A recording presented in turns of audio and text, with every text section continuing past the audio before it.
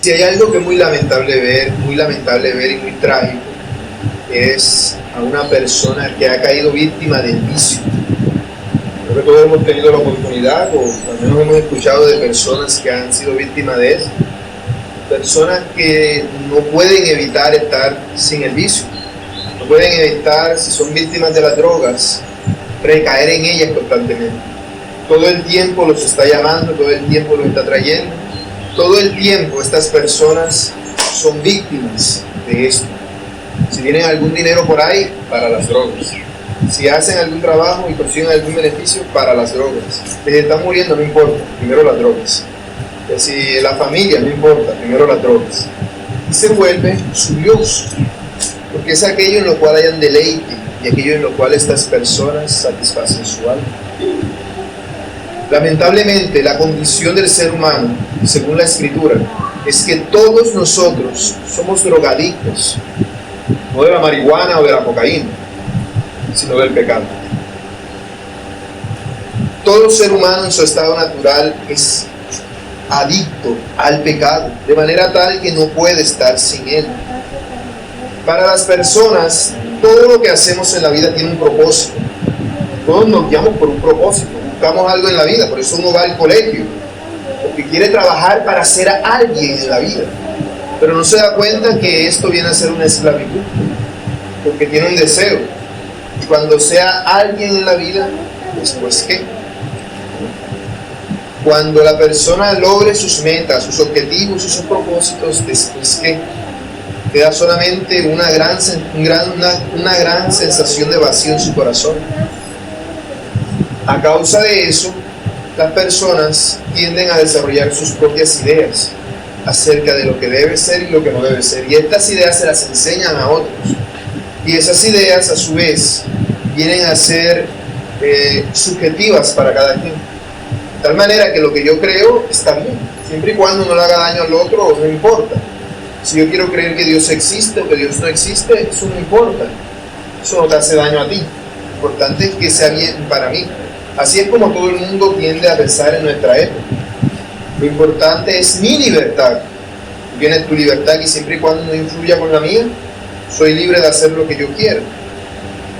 Pero el ser humano no entiende que en realidad no es libre. Y que esa libertad es subjetiva porque es una verdad subjetiva. Porque no cree que existe una verdad absoluta. No hay una verdad que sea verdad para todo el mundo, según ellos. Pero la Biblia nos enseña que no es así. Hay una verdad que es verdad para todo el mundo. Hay un Dios al cual todos tenemos que rendirle cuenta. Y nadie es independiente.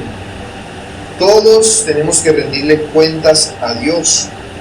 Nadie puede salvarse a sí mismo. Las personas actúan como si pudieran salvarse a sí mismos, o como si de pronto la tecnología fuese a avanzar tanto que llegara una época en la cual ya no existiera maldad. Uno dice, mira cuánto ha avanzado la tecnología desde los tiempos de antes, pero las personas siguen siendo igual de malas que siempre. La tecnología puede que cambie, puede que avance, puede que el ser humano la desarrolle más, pero la maldad del corazón de las personas nunca ha cambiado. Siempre ha sido así. No hay nada nuevo debajo del sol. No lo hay. Los drogadictos no son algo nuevo. Tampoco los homosexuales. Tampoco los ladrones, los borrachos o los asesinos. Estas personas no son algo nuevo debajo del sol. No lo son. Sin embargo, el ser humano actúa como si de pronto, a medida que avanza la cultura, esas cosas fueran a quedar atrás. Pero en realidad no pasa. ¿Por qué no pasa eso?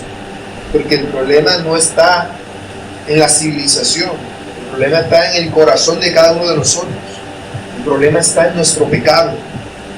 Mientras cada uno quiera ser libre en sus propios términos, mientras cada uno quiera hacer lo que se le dé la gana, nunca vamos a ser verdaderamente libres. Nunca. Porque el ser humano busca ser absolutamente libre, es decir, no esclavo de nada. Pero todos somos sujetos de nuestros propios deseos. Nuestros deseos nos dominan y nos guían. Y aquí el Señor Jesús en su palabra nos está enseñando que todo aquel que comete un pecado lo comete porque es esclavo del pecado. En este contexto, el Señor acaba de anunciar su mensaje de salvación. Él acaba de pronunciarse a sí mismo como la luz del mundo. Y las personas incrédulas acaban de decir: ¿quién eres tú para decir eso? Así que ahora Jesús los confronta y les dice que ellos no pueden juzgarlo a Él, porque Él es superior, Él es celestial, ellos son terrenales. Tienen forma de desautorizar lo que Él está diciendo. No pueden avalarlo, pero tampoco pueden negarlo. Es algo que debe aceptarse por fe y creer. Y aquellos a los que creyeron, a estas personas que creyeron su mensaje, ellos podrían pensar: bueno, ya creí en Cristo, soy salvo. Pero Jesús les deja entrever que creer no es decir yo creo. No se trata solamente de eso. Aquel que cree es verdaderamente libre. Por eso este sermón lo he llamado la verdadera libertad. Y trataré de explicarlo al responder dos preguntas que saco del texto. ¿Cómo ser verdaderamente libre? Y segundo, ¿por qué ser verdaderamente libre? Primera pregunta: ¿cómo ser verdaderamente libre? Dicen los versos 31 y 32. Dijo entonces Jesús a los judíos que habían creído en Él: si vosotros permaneciereis en mi palabra, seréis verdaderamente mis discípulos, y conoceréis la verdad, y la verdad os hará libres. Si Jesús fuese un predicador de la prosperidad, un predicador de estos actuales, y de todas estas personas que creen en Él, de inmediato les dice: rápido, vengan, firmen aquí, vamos a bautizarlos de una, vamos a hacer enseguida ya el discipulado para el bautismo, de una, ya para que en los 2 meses, máximo 6 meses ya estén bautizados, a más tardar, así que no es al día siguiente. Pero Jesús no actúa así. En todo el Evangelio de Juan hemos visto que Jesús no actúa de esa manera. De hecho, parece espantar a la gente que lo quiere seguir. Él no quiere ser seguido de manera superficial, sino de manera real. Por eso, Él les dice a las personas que habían creído en Él: ustedes creen que han creído en mí, pero en realidad que han creído en mí. Y Él les dice una serie de pasos que no son para hacer, sino más bien para acontecer. Es decir, que le acontecen a las personas que han creído en Él.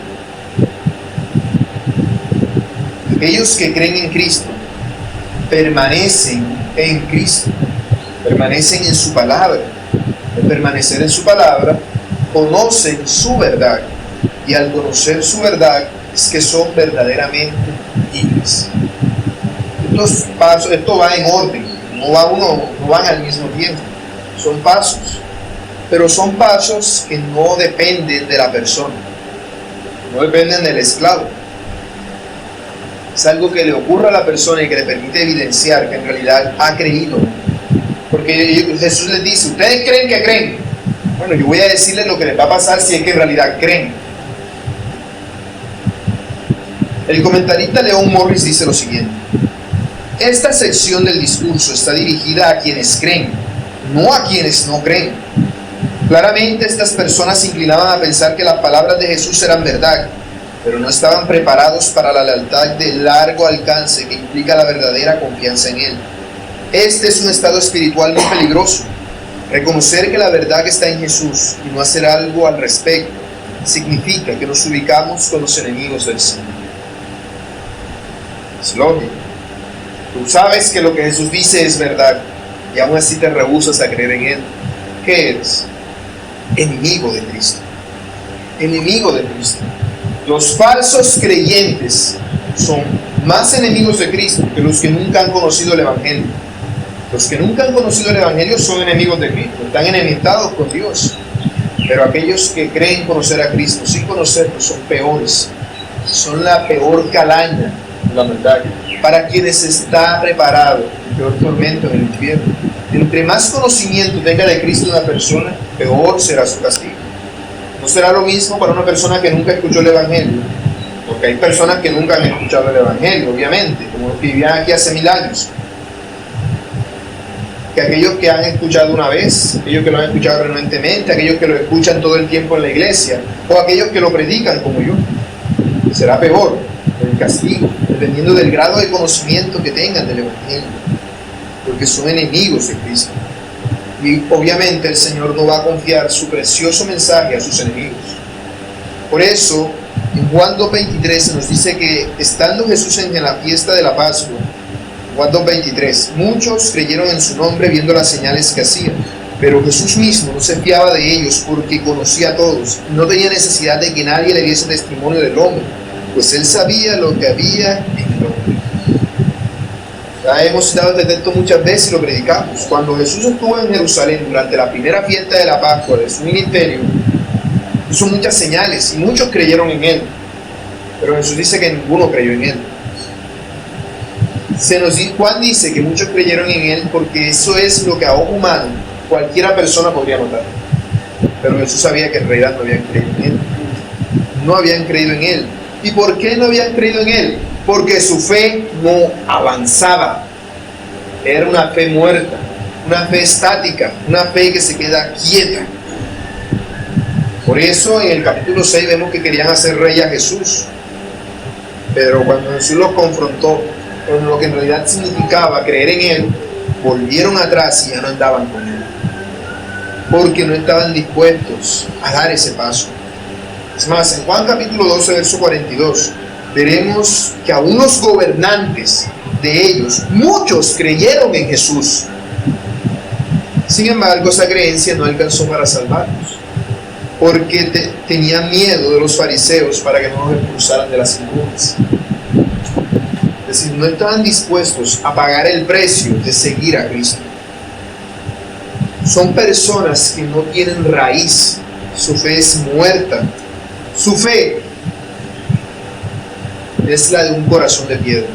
La palabra de Dios cayó como una semilla y cayó en la piedra. Como era piedra, la semilla ahí se quedó y se murió. Los pájaros vinieron y se la llevaron, porque no pudo entrar en ella para crecer y echar raíces.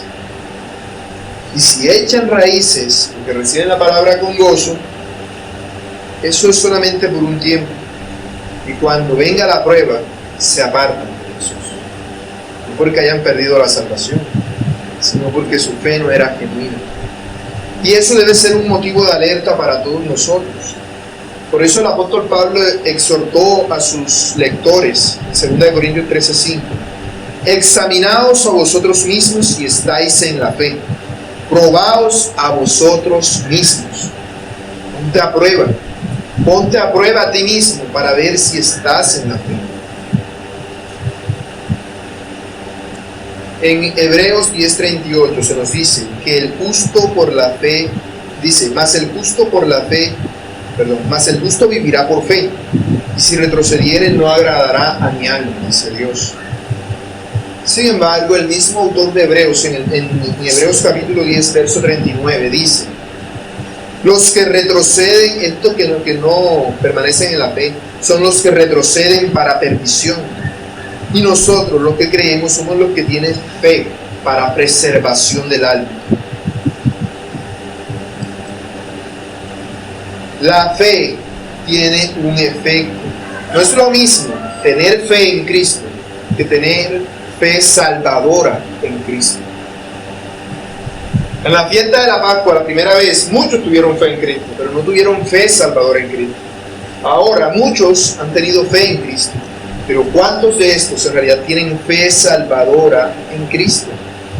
Porque la fe salvadora es evidente, se manifiesta en un cambio en la persona, de tal manera que la persona deja de ser lo que antes era. Por eso no es estática. Estática es una cosa inerte.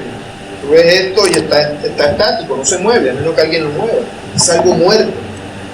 Así es la fe de aquellos que dicen creer en Cristo, pero eso no tiene ningún efecto sobre ellos. Estas personas no pueden permanecer en la iglesia, salvo que tengan un segundo motivo que los engañe a sí mismos para que perseveren en su condenación. Pero estas personas no pueden permanecer en Cristo, no pueden, no porque no quieran, sino porque de hecho no tienen ningún deseo de hacerlo. Y se terminan yendo de la iglesia, porque al final descubren que no están consiguiendo lo que vinieron a buscar. De estos habló el apóstol Juan en 1 de Juan 19 cuando dijo: salieron de nosotros, pero no eran de nosotros, porque si hubiesen sido de nosotros, habrían permanecido con nosotros, pero salieron para que se manifestase que no todos son de nosotros. La fe verdadera no es evidente a simple vista. No porque alguien diga yo creo, o porque tú le prediques el evangelio a alguien y diga que cree, o que se pone a llorar, o que se emociona de alegría, quiere decir que ha creído. Tú puedes predicarle el evangelio a alguien, hasta puede ponerse a llorar, pero luego va y sigue siendo la misma persona y se rehúsa a creer en Cristo. La verdadera fe no es visible por ese tipo de manifestaciones externas. La manifestación de la fe es poco a poco, como cuando siembras algo, tú no ves nada, al día siguiente tú siembras la matilla, al día siguiente no vas a ver ya algo. Empieza a crecer como un pequeño brote, que va tomando forma poco a poco y va creciendo. Es algo que requiere tiempo para verse. Requiere tiempo, no puede verse de un día para otro. Requiere tiempo, porque la fe tiene fases, que son lo que es la fe salvadora. Los reformadores llamaban estas fases, categorizaban estas fases en 3 niveles. En latín, notitia, ascensus y fiducia. Notitia es el conocimiento, es el solo hecho de saber lo que Cristo ha hecho, mero conocimiento intelectual, pero eso no salva a nadie. El hecho de saber algo no salva a nadie. Para que la fe sea salvadora necesita avanzar a la siguiente fase o siguiente nivel, que es ascensus, que es el asentimiento, es decir, creer en realidad en tu corazón que todo esto es verdad, creerlo en tu corazón. Pero saber que es verdad, haber escuchado el mensaje, saber que es verdad y creerlo en tu corazón no es suficiente todavía para que seas salvo. Se falta un paso más, que es fiducia, es decir, confianza. La confianza en Jesucristo como tu única esperanza de salvación. Por eso es algo que no se ve con el tiempo. La confianza no es algo que te nace así. No, es algo que va ocurriendo a medida que va pasando el tiempo en tu caminar con Cristo. Desarrollas confianza en Cristo. Confianza en todo sentido, tanto en lo material como en lo espiritual. Confianza de que Cristo no me va a dejar morir en esta situación, no sé, de enfermedad económica, sentimental. O confianza de que Cristo no me va a dejar morir en mi pecado, con el cual yo no puedo. Porque no sé si digo, no, es que yo no puedo. Y lo único que puedo hacer es confiar en Cristo. Este es el paso final de la fe salvadora, la fiducia.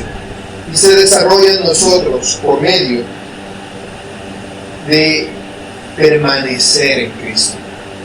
Permanecer en Cristo es la evidencia de la fe salvadora. Es la evidencia de la confianza en Cristo Jesús. Esta evidencia de la confianza en Cristo Jesús es lo que demuestra que en realidad hemos creído. Por eso Jesús demoró 3 años con sus discípulos. Por eso nosotros vemos que siempre en la Biblia todo lo que querían eran sometidos a un proceso de acercamiento a Cristo. Aún el apóstol Pablo, cuando se convirtió, no pensemos que el apóstol se convirtió y enseguida salió a predicar, ser bien misionero.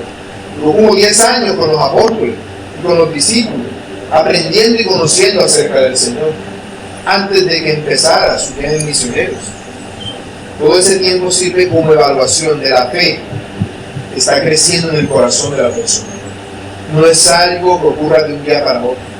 Si tú quieres una fe salvadora, automática, entonces vete a una iglesia carismática. Y te pones las manos y te caes al suelo y empiezas a decir un montón de locura y tú dices que ya tienes una fe salvadora. Y ahí vas a permanecer todo el tiempo que la pastora y el pastor quieran. Que el Señor en su misericordia te abra los ojos. No, la fe salvadora no es así. La fe salvadora lleva tiempo. Le va a tomar la plantita, echarle agua, se le está saliendo la entamada, quitársela, los bichos, las plagas, todo eso debe ser cultivado para que crezca. Y en todo esto uno reconoce que no es uno es la planta, uno va a poder estar creciendo, o sea, la semilla va a poder estar creciendo en uno. ¿Qué puede hacer la plantita para quitarse los bichos, o la maleza, o las raíces, o las piedras? Nada. Depende del jardinero que está allí. Depende del agricultor que está allí todo el tiempo atento a ella. No depende de uno. Por lo tanto, permanecer en Cristo no es algo que dependa de ti. Si dependiera de ti, no duraría ni media hora. Por exagerar. Creo que ni 2 minutos. Pero exagerar, digamos, media hora. Es rato que te hubieses apartado de Cristo. Y los falsos creyentes perduran en las iglesias o por falsas doctrinas o por falsas motivaciones. Hay una falsa doctrina, hay una falsa motivación. Es decir, si a mí me gusta la hermana, yo vengo a la iglesia, obviamente, pero no por Cristo, es porque tengo una segunda motivación. O si en la iglesia me dicen que me van a prosperar y bendecir, yo vengo por esa motivación, pero no por Cristo. Pero si yo vengo a la iglesia, mi único objetivo es aprender de Cristo, conocer a Cristo, porque persevero por Cristo. Él es el que me hace perseverar, Él es el que me hace permanecer. La fe salvadora entonces involucra nuestro intelecto, nuestro entendimiento, nuestras emociones, creer en nuestro corazón y nuestra voluntad, tener confianza en Cristo como Señor y Salvador. Vayamos un momento a Hebreos 11. Es un pasaje muy utilizado en el cual se nos habla de los famosos héroes de la fe. Normalmente nunca falta el que cita este pasaje para hablarnos de personas que tenían una super fe. Fe para hacer milagros, para transformar las cosas y hacer que llueva o que no llueva. Pero no entendemos lo que en realidad esta fe implica. Vayamos a Hebreos 11:32. Dice así. ¿Y qué más digo? Porque el tiempo me faltaría contando de Gedeón, de Barak, de Sansón, de Jefté, de David, así como de Samuel y de los profetas. Y dice, que por fe conquistaron reinos, hicieron justicia, alcanzaron promesas, taparon bocas de leones, apagaron fuegos impetuosos, evitando filo de espada, sacaron fuerza de debilidad, se hicieron fuertes en batalla, pusieron en fuga ejércitos extranjeros. Y claro, uno le algo así y dice, wow, yo quiero esa fe, es invencible. Este tipo de personas son invencibles, mira todo lo que hicieron. Dice, las mujeres recibieron sus muertos mediante resurrección, mas otros, dice aquí, fueron atormentados, no aceptando el rescate, a fin de obtener mejor resurrección. Es decir, porque quisieron, porque querían algo mucho más provechoso, no en esta tierra, sino en la siguiente. Pero dice, otros experimentaron vituperios y azotes, y además de esto, prisiones y cárceles. ¿Y por qué? Porque una persona aguanta vituperios, azotes, prisiones y cárceles. ¿Qué lo puede motivar a alguien para seguir creyendo en Cristo a pesar de estas dificultades? Dice, fueron apedreados, aserrados, serruchados, puestos a prueba, un horno de fuego, muertos a filo de espada, anduvieron de acá para allá, cubiertos de pieles de ovejas y de cabras, pobres, angustiados, maltratados, de los cuales el mundo no era digno. Entonces uno ve al principio todas las cosas maravillosas que estos hombres de la fe hicieron. Pero vemos que estos hombres de la fe que hicieron estas cosas maravillosas tuvieron que padecer mucho. ¿Por qué? Y no todos hicieron obras maravillosas. No pensemos que fue que, bueno, todos sufrieron mucho, pero al final hicieron algún tipo de hazaña o milagro o algo así. No todos. Todos recibieron reconocimiento. No todos fueron vistos. No todos aparecen sus nombres escritos en la Biblia. Pero eran héroes de la fe. Eran héroes de la fe porque mantuvieron su fe a pesar de todo. Algunos, el Señor en su providencia les permitió que tuvieran éxito en lo terrenal, pero no a todos. No a todos. Muchos no lograron sus objetivos, muchos sus nombres ni siquiera están en la Biblia. No lo están. ¿Cuántos inocentes murieron en los tiempos de Manasés, rey de Judá? ¿Cuántos murieron en los tiempos en los que Acab era rey en Israel? Personas temerosas y piadosas y temerosas de Dios. ¿Cuántos? Sus nombres no aparecen en la Biblia, pero ciertamente eran hombres y mujeres de fe.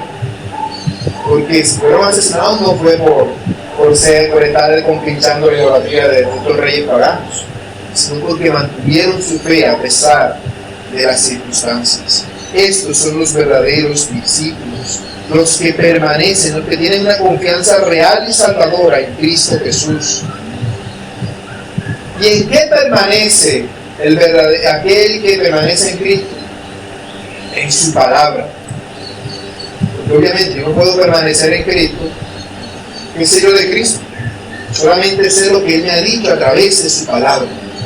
Permanecer en Cristo es permanecer en sus palabras, permanecer en lo que Él me ha revelado en su santa ley. Esto es permanecer en Cristo. Pero permanecer en Cristo no es permanecer creyendo que lo que la Biblia dice es verdad. Dice que permanecer en Cristo implica ser un discípulo auténtico. ¿Qué es un discípulo? En el contexto original del Señor, un discípulo es un aprendiz, un estudiante, alguien que se adhiere a la enseñanza de su líder espiritual. El discípulo iba a la casa de su maestro a vivir con él, dormía con él, comía con él, hasta se bañaba con él, porque todavía en baños públicos, no era que cada persona tenía un baño en su casa como en nuestro tiempo, eran lugares públicos en los que se bañaban, junto al lago, al río, todo el tiempo con su maestro, aprendiendo de él. Pero ¿cómo aprendía el discípulo de su maestro?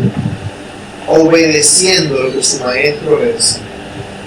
Claro, si yo quería ser alfarero, iba donde un alfarero y decía, no, yo quiero ser su discípulo. Y me ponía a verlo a él cómo hacía las vasijas de barro. Y yo me ponía a hacerlas. Entonces yo me equivocaba. ¿Y qué hacía el maestro? Me corregía. Decía, no, así no. Tienes que mover la mano hacia acá. Y si soy su discípulo verdadero, ¿qué debería hacer? Hacerle caso, porque él sabe más que yo. Es mi maestro.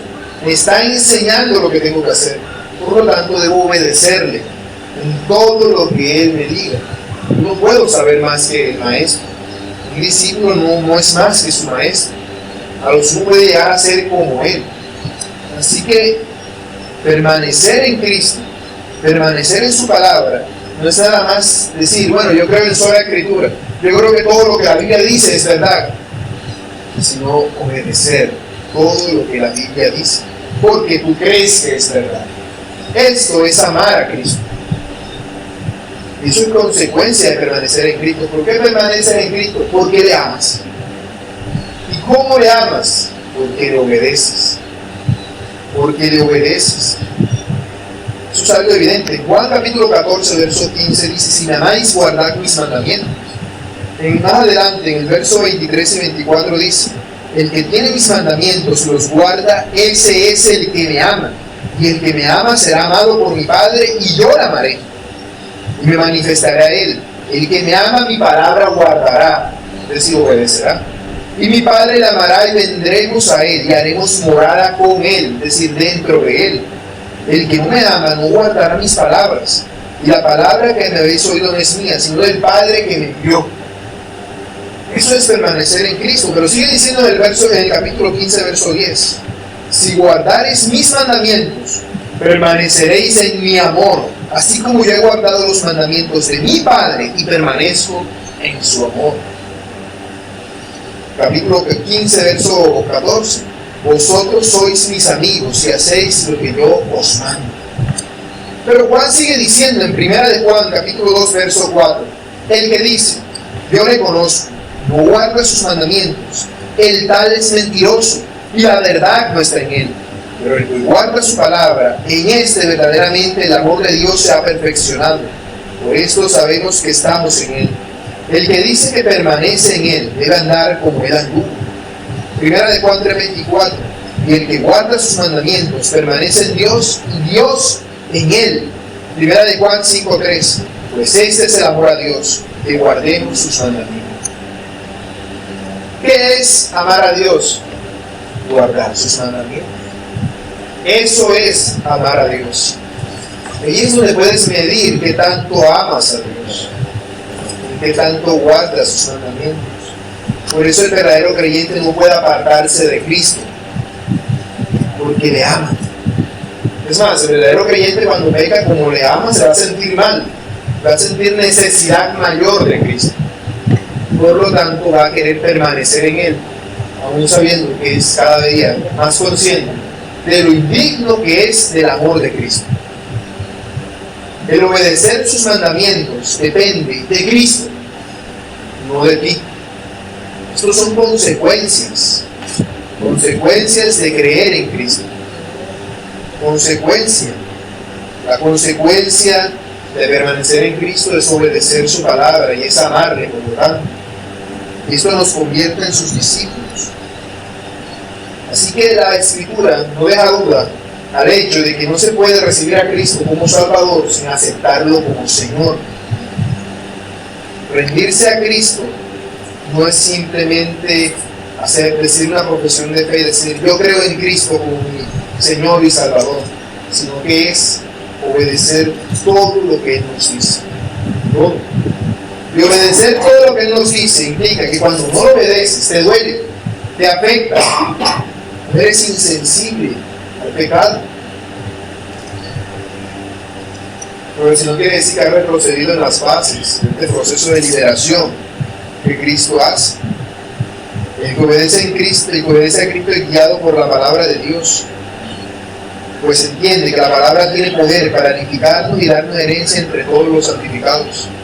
Entiende que nosotros debemos ser hacedores de la palabra y no tan solo oidores. El verdadero creyente no ve la palabra de Dios como una carga. No dice, ay, la palabra de Dios, tengo que leerme esto y esto y esto, porque el hermano el otro día dijo que tenía que leerme toda la Biblia. Y voy, no. El verdadero creyente anhela leer la palabra de Dios.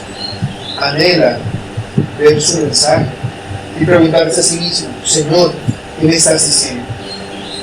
Porque no siempre es algo tan obvio. A veces lees cosas como Judas fue y se ahorcó y no se tiene que preguntarte, ¿qué quieres que yo entienda, Señor? Pero debes preguntarte, que involucra ese proceso de entender lo que Dios nos está diciendo. Eso es un discípulo. El discípulo anhela las palabras de su maestro. El discípulo no estaba con el maestro simplemente porque el maestro le fuera a dar plata, porque no sabía si de hecho iba a tener éxito, ¿no? El que se lanzaba el discípulo y decía, no, yo quiero ser el discípulo del alfarero. Ay, si resulta que mis manos son demasiado torpes, nunca logro ese fracaso. El discípulo no va a estar pensando en que fracasa, que va a fracasar. El discípulo va y hace todo lo que puede, todo cuanto está a su alcance, por obedecer a su maestro. Él lo anhela, por eso es que el discípulo no va a ir a la casa de otro a estar todo el tiempo con otra persona simplemente por estar, sino porque quiere aprender de él. De igual manera, si Cristo es nuestro maestro, nosotros debemos desear aprender de Cristo. Dice en 1 Pedro 2 que nosotros como creyentes, como niños recién nacidos, deseamos la leche espiritual no adulterada, para que por ella crezcamos para salvación, por la palabra de Cristo. Ese debe ser nuestro deseo constante. Deberíamos aspirar a llegar a eso. Podemos decir como David, mejor me es la ley de tu boca que millares de oro y plata. Mejor. Podamos hacer eso sinceramente. Mejor es Cristo que todas las cosas que hay en este mundo. Mejor es Jesús que todo lo que el mundo me ofrece. Eso es la verdadera.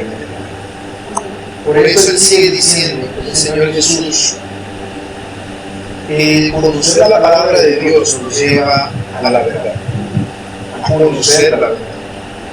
Y ahí está lo que le había dicho de la fe salvadora. No es solamente un mero asentimiento o quererlo en mi corazón ya, es desarrollar esa confianza. Por eso dice, y conoceréis, no dice que va a ser enseguida.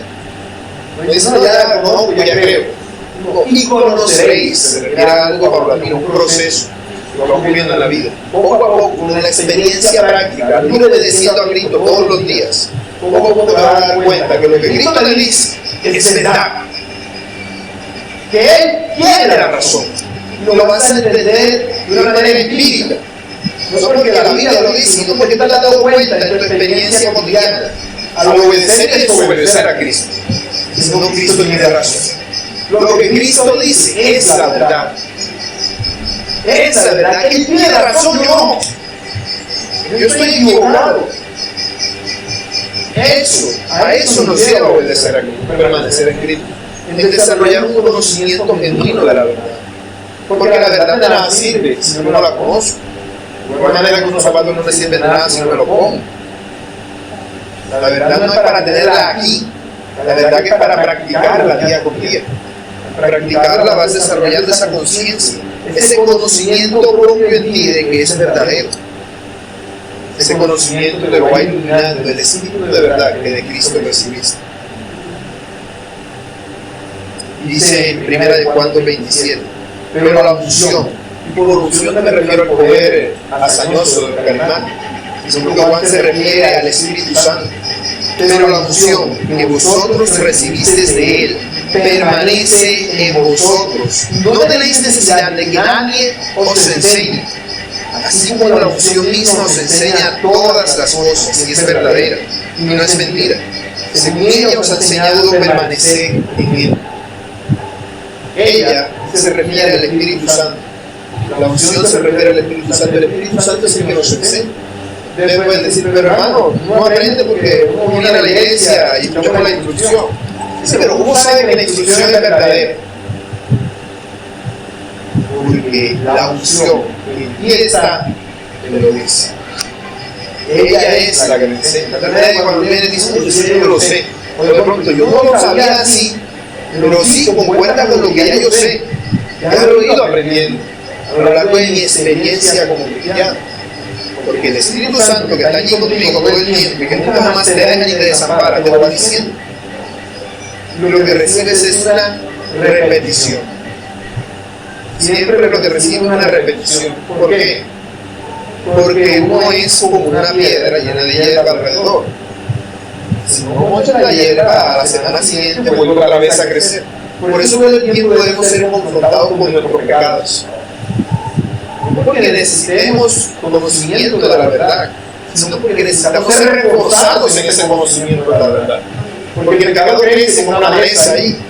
Y dice, no, aquí está el conocimiento, yo lo aplico, pero el pecado está creciendo cuando venga a ver, te va a llevar a no solamente una acción en tu mente, en tu imaginación, sino con tus manos, sino con tu boca y con tus pies.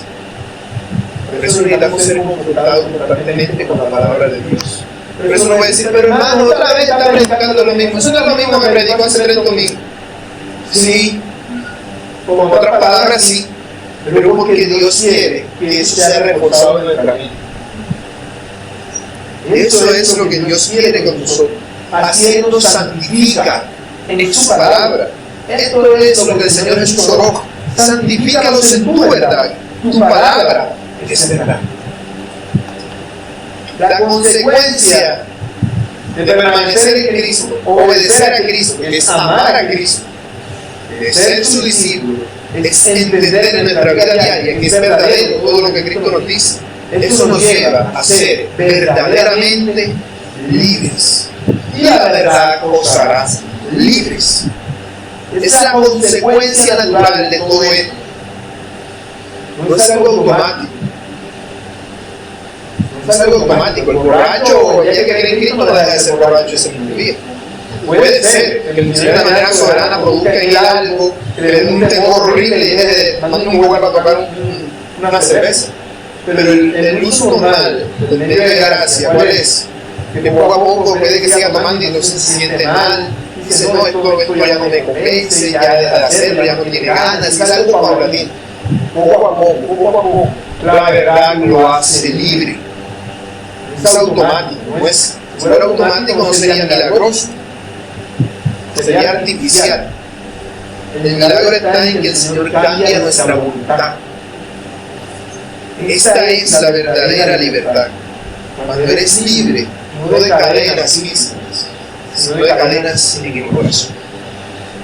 La verdadera libertad de Cristo nos libra del engaño del diablo, de la condenación, del juicio, de la ignorancia espiritual, de la muerte espiritual y lo más importante en este contexto, de nuestro propio pecado. Por eso es una lucha constante. Por eso no es automático. Si fuera automático, yo creo en Cristo y ya el Señor me lleva para el cielo, ya soy santificado. Es que la verdad quiere ser y mi entendimiento cambia, desarrollo la mente de Cristo. cuando entiendo las cosas claramente y lo veo todo con claridad, entonces soy libre. Poco a poco voy apartándome de mis pecados. Es una obra del Señor, porque esto fue lo que Él vino a hacer. La libertad verdadera no la vas a conseguir tú nunca por tu propia fuerza. No es que dices, no, entonces eso solo paso, voy a permanecer en Cristo, voy a dejar de venir a la iglesia, voy a empezar a leer toda la Biblia, voy a orar, entonces tus fuerzas. No, es una consecuencia de la obra de Cristo. Cristo es el que hace que permanezca así. Cristo, por medio de su Espíritu Santo, es el que hace que creas la palabra. Y Cristo es el que da conocimiento genuino, lo que allí está escrito. Por lo tanto, Cristo es el que te libera. No eres tú, no es en tus fuerzas, es en su palabra. Es Él el que hace eso. Por eso, para nosotros, Él es lo más valioso que hay. Dice en Lucas 4:18 que lo que el Señor Jesús vino a hacer es: por cuanto me ha ungido para dar buenas nuevas a los pobres, me ha enviado a sanar a los quebrantados de corazón, a pregonar libertad a los cautivos y vista a los ciegos, a poner en libertad a los oprimidos. Y nosotros no vemos a Cristo metiéndose en la cárcel y rompiendo las cadenas a la gente, ¿cierto? No se refiere a eso, se refiere al yugo del pecado. Y se refiere a que es Cristo el que fue unido para hacer eso, no fuiste tú. Tú fuiste unido para ser imagen de Cristo, no para libertar a nadie. El que libera a las personas es Cristo. Él es el que hace la obra. Por eso la única forma en la cual tú puedes ser libre verdaderamente es estando en Cristo. Simplemente eso. Estando en Cristo. Permaneciendo en Cristo. Considerando a Cristo como lo más importante. Pero uno puede preguntarse, pero hermano, no es libre, no es cristiano. Pero ¿será que por el hecho de venir a la iglesia somos cristianos? Segunda pregunta, ¿por qué ser verdaderamente libre? Continúa diciendo el Evangelio de Juan, verso 33. Le respondieron: linaje de Abraham somos, jamás hemos sido esclavos de nadie. ¿Cómo dices tú, seréis libres? Jesús se les respondió: de cierto os digo que todo aquel que hace pecado, esclavo es del pecado. Y el esclavo no queda en la casa para siempre, el Hijo sí queda para siempre. Así que si el Hijo os libertare, seréis verdaderamente libres. La reacción de los judíos al escuchar las palabras del Señor son las mismas que tendrá cualquier persona hoy en día. ¿Cómo así voy a ser libre? ¿Libre de qué? Si yo siempre he sido libre. Yo todos los días me levanto a la hora que quiero, como lo que quiero, voy al lugar que quiero, veo lo que quiero, hago lo que quiero. Yo soy libre. Ese es el engaño de la esclavitud del pecado. La persona es esclava y no es consciente de que es así. No lo es. Los judíos creían que eran libres porque eran el linaje de Abraham. Pero ¿será que por el mero hecho de ser linaje de Abraham ya eran libres? No. De hecho, ser linaje de Abraham no consiste en ser un descendiente físico de Abraham, sino en tener la fe que Abraham tuvo. Así es como se es el linaje de Abraham. Por esa razón, personas no cristianas, como Lucas, escribió el Evangelio. Lucas no era judío. Eso es algo totalmente radical. No es como Timoteo, que era mitad y mitad, o Pablo, que era de la tribu de Benjamín. No. Lucas no tenía nada que ver con eso. No tenía nada que ver con ser judío. No vemos nada de él, poniéndolo de ejemplo. Y aún así escribió uno de los evangelios. ¿Por qué? Porque era el linaje de Abraham.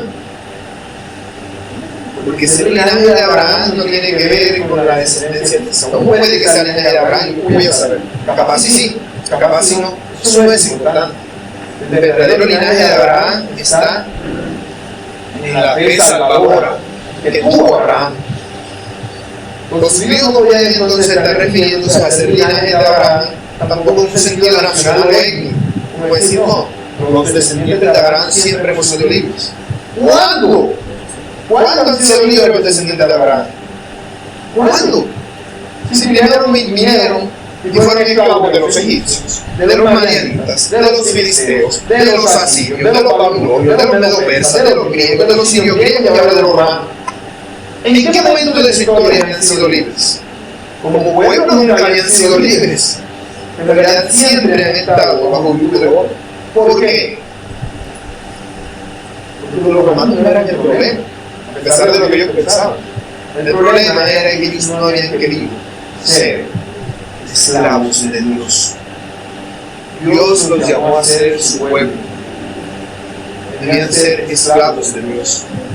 Pero ellos no habían querido ser esclavos de Dios. Por eso Dios los entregó en esclavitud a mucha gente. Porque ellos debían ser esclavos de Dios. Un esclavo no era una persona.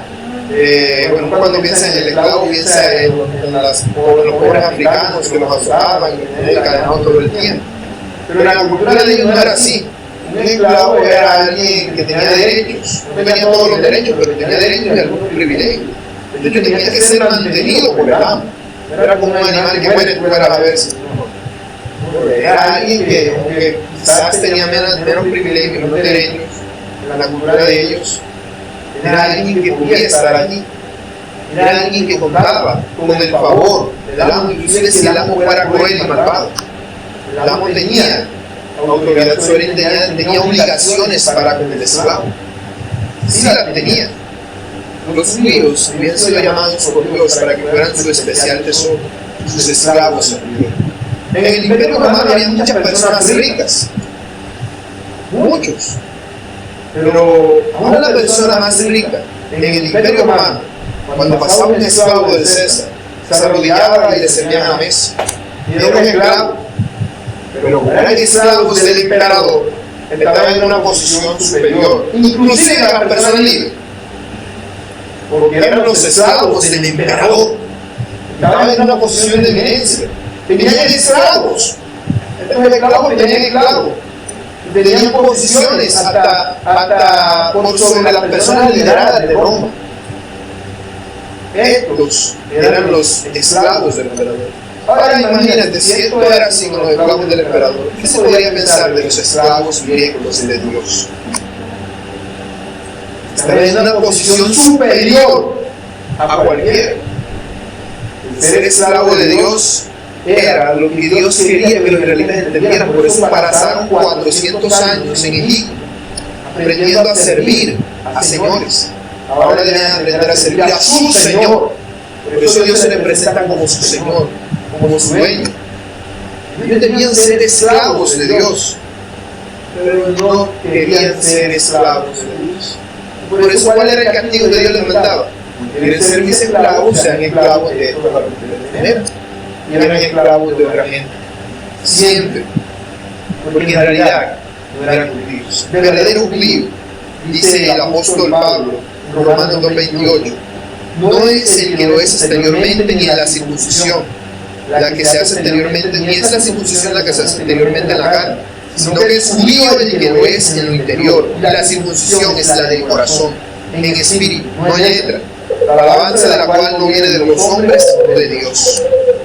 Estas personas tenían una idea muy equivocada acerca de lo que significa ser el pueblo de Dios. Ser el pueblo de Dios significaba ser propiedad de Dios, ser esclavos de Dios. Ellos no querían ser esclavos de Dios. Pero no se daban cuenta que al no ser esclavos de Dios, eran esclavos del pecado. Por eso Jesús les dice: de cierto os digo, fue el original, amén, amén os digo. Que vendría a ser algo así como: les juro que así es.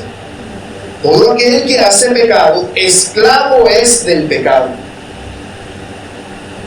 Son esclavos del pecado.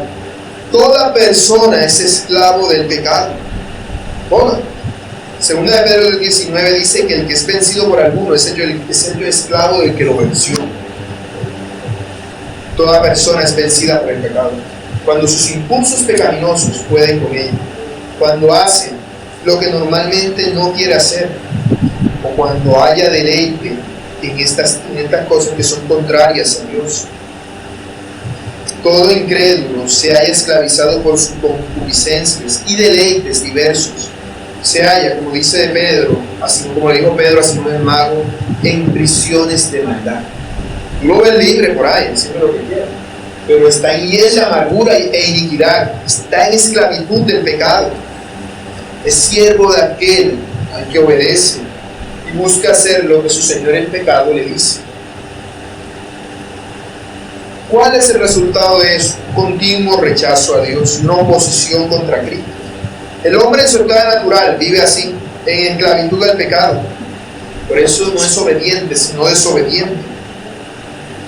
Ser esclavo del pecado es la peor esclavitud que puede haber. Mejor fuera yo uno de estas personas que fueron traídas de África por los españoles. Por ser un esclavo de esos, que ser un esclavo del pecado. Si pudiera elegir, sería mucho mejor. Agustín de Hipona lo planteaba de esta manera: a veces, el esclavo de un hombre, dice a veces, no siempre, cansado de las órdenes de un señor insensible, encuentra descanso en la huida. Así, ¿a dónde huirá el esclavo del pecado? Aunque intente escapar, se lo lleva consigo mismo allá donde vaya. Una mala conciencia no puede escaparse de sí mismo. No tiene a dónde ir. Persigue al que la posee. El hombre no puede deshacerse de esa mala conciencia porque el pecado que comete está dentro de él. Ha cometido pecado para obtener el placer del cuerpo, pero el placer pasa y el pecado permanece. Aquello que complacía se ha marchado, pero el aguijón se ha quedado con él. Esa es la peor de la esclavitud. Me clavaron el aguijón, me dejaron y allí quedó. Un momento de deleite se vuelve una esclavitud de por vida al pecado. El pecado es una corrupción y por eso todo aquel que sirve al pecado se halla en corrupción de pecado. ¿Qué es hallarse en corrupción de pecado? Es hallarse en una situación tal en la cual es imposible que la persona no peque. Es imposible que no peque. No es que una persona sea pecadora porque peca. La persona peca porque es pecador, porque es esclavo. El pecado le ha esclavizado y su corazón se halla totalmente alejado de Dios. Los judíos en su religión pensaban que por ser descendientes de Abraham ya eran libres. No entendían que se hallaban en su esclavitud del pecado. Y esa esclavitud, esas cadenas, como el pecado, no es algo material. Porque si hablamos del pecado en sí mismo, es algo que existe acá y se manifiesta eternamente, pero existe acá o acá en el corazón. Se manifiesta eternamente en nuestras acciones, de tal manera que al no ser algo material, no puedes liberarte con medios materiales de eso. No puedes ser libre del pecado por ti mismo. Nunca vas a poder. Si tú tratas de ser libre del pecado, te vas a hallar en una lucha sin fin. Esto fue lo que experimentó Martín Lutero. Por eso todo el tiempo iba a confesarse cuando era sacerdote. Decía, no, para mí Dios es un ser déspota y cruel, que todo el tiempo me está acusando por mi pecado. Me hace sentir culpable todo el tiempo. Hasta el día que entendió que el problema es que él trataba de liberarse del pecado con su propia fuerza. Él pensaba que dependía de él. Ser esclavo del pecado es algo en lo cual toda persona se halla. Y el único camino por el cual se puede ser libre es por Cristo Jesús.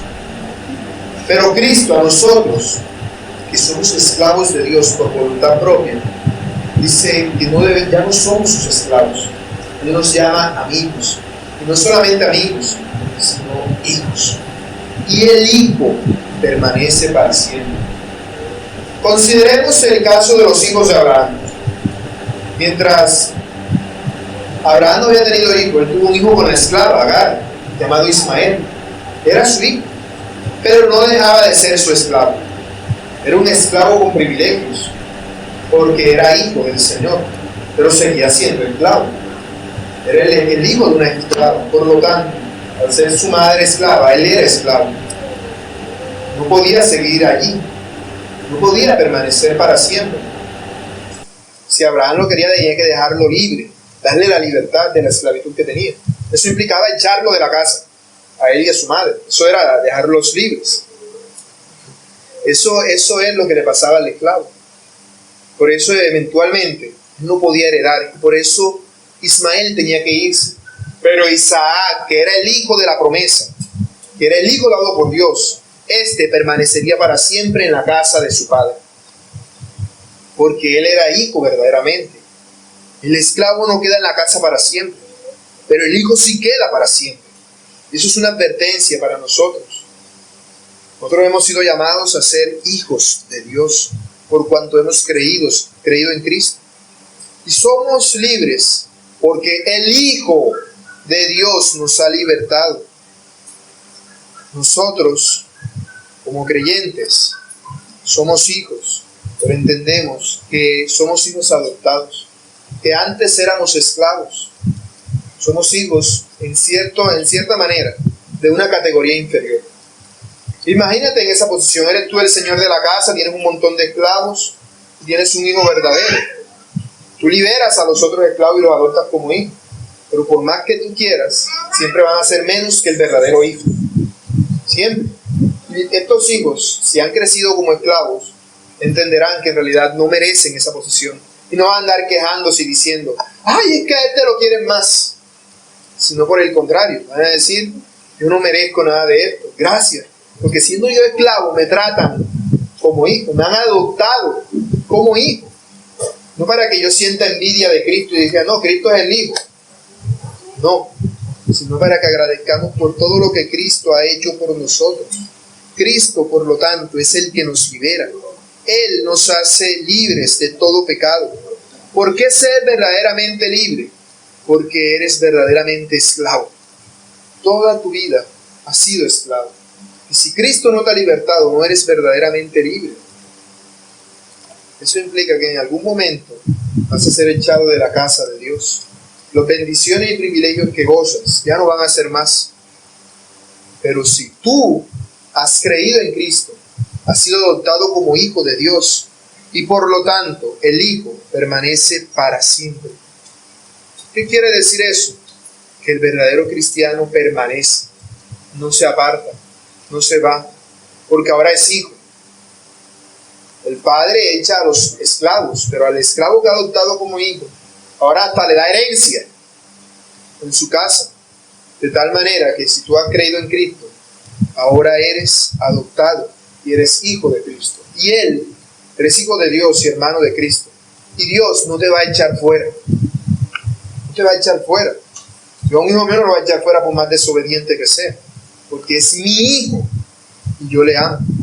¿Cuánto más Dios que envió a su hijo a morir por nosotros para hacernos hijos suyos también? Nosotros perseveraremos porque ahora somos hijos de Dios. ¿Por qué ser verdaderamente libre? Porque aún hay pecado en nosotros. Veamos un momento Romanos 7:19.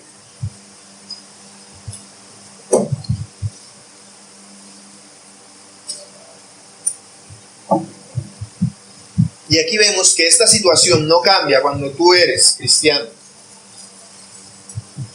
Dice, porque no hago el bien que quiero, sino el mal que no quiero. Eso hago. Y si hago lo que no quiero, ya no lo hago yo, sino el pecado que mora en mí. Así que queriendo yo hacer el bien, hallo esta ley, que el mal está en mí. Porque según el hombre interior me deleito en la ley de Dios, pero veo otra ley en mis miembros, que se rebela contra la ley de mi mente, y que me lleva cautivo a la ley del pecado. Del pecado que está en mis miembros. Miserable de mí, ¿quién me librará de este cuerpo de muerte? ¿Quién? Dice, gracias doy a Dios por Jesucristo, Señor nuestro. ¿Por qué el apóstol Pablo da gracias a Dios por Jesucristo, nuestro Señor?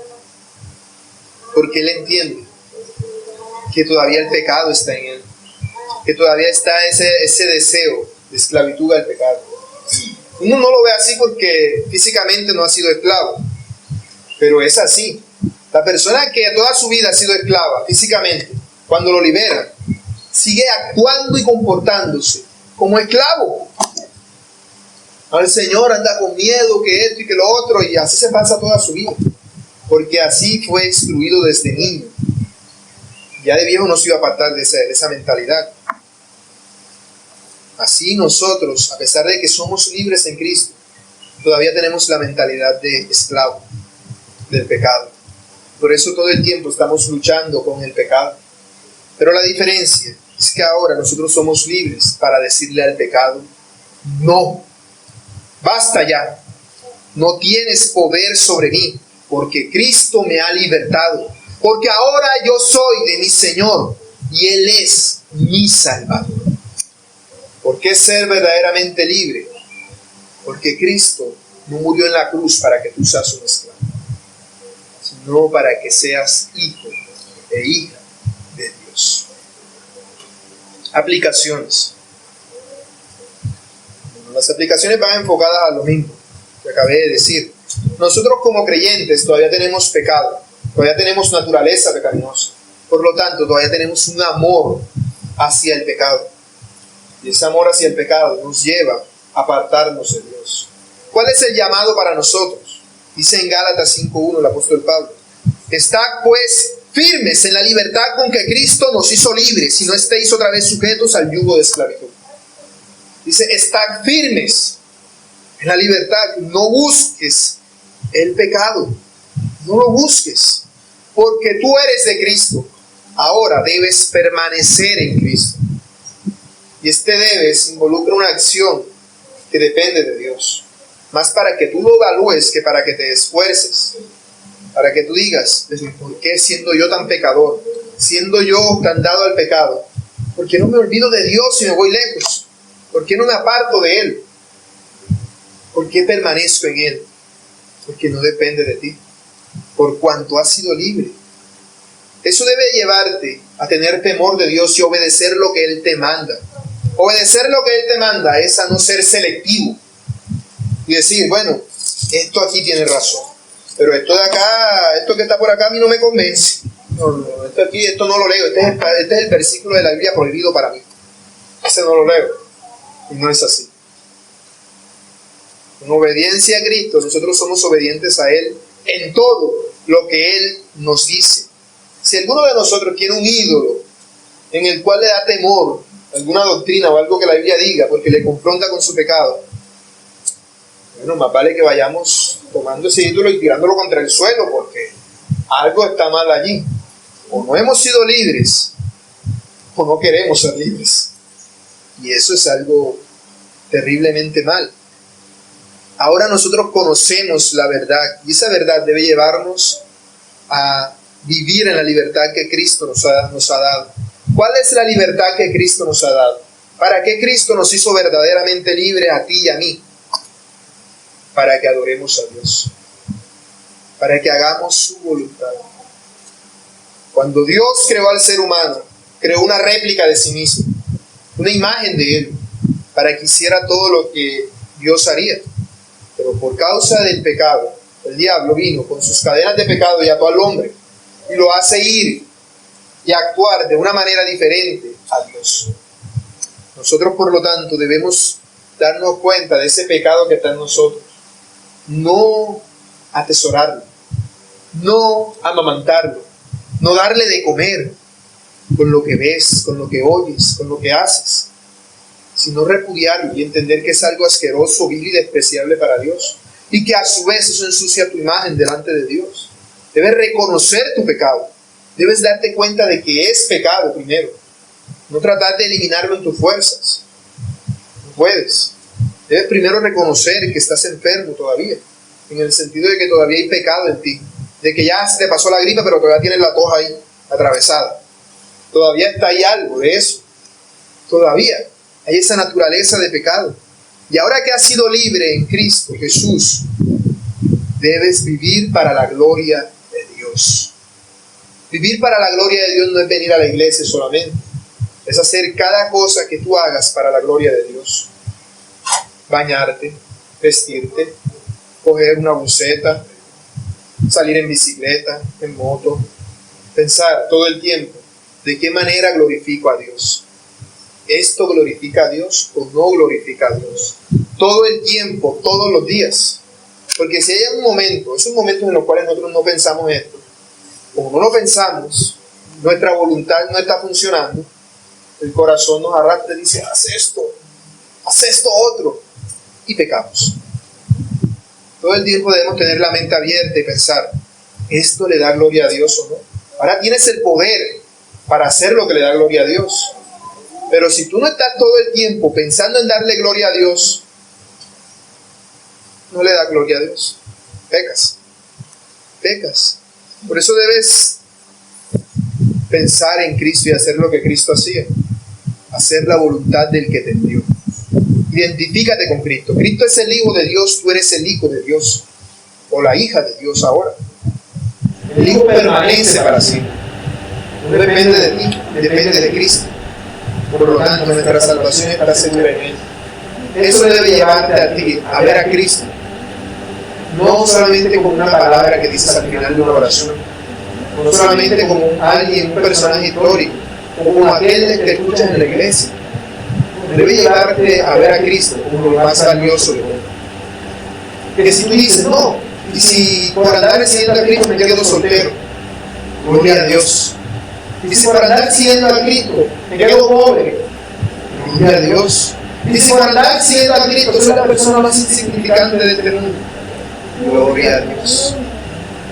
Sí, porque no siempre seguir a Cristo va a decir que va a salir la persona más próspera, famosa y bendecida del mundo. Esos no son los caminos que uno quiere, pero es lo que Cristo quiere, y ese es el foco. Que Cristo sea la decisión más importante en tu vida, que Cristo sea lo más valioso para ti. Solamente así podrás actuar en la verdadera libertad. La verdadera libertad consiste no solamente en que eres libre, sino en saber lo que debes hacer, desear hacerlo y hacerlo. Solamente una persona verdaderamente libre cumple esas tres condiciones. Puede hacerlo. Y para ello, lo que tú debes hacer es que Cristo sea el tesoro de tu corazón, lo más valioso que hay en ti.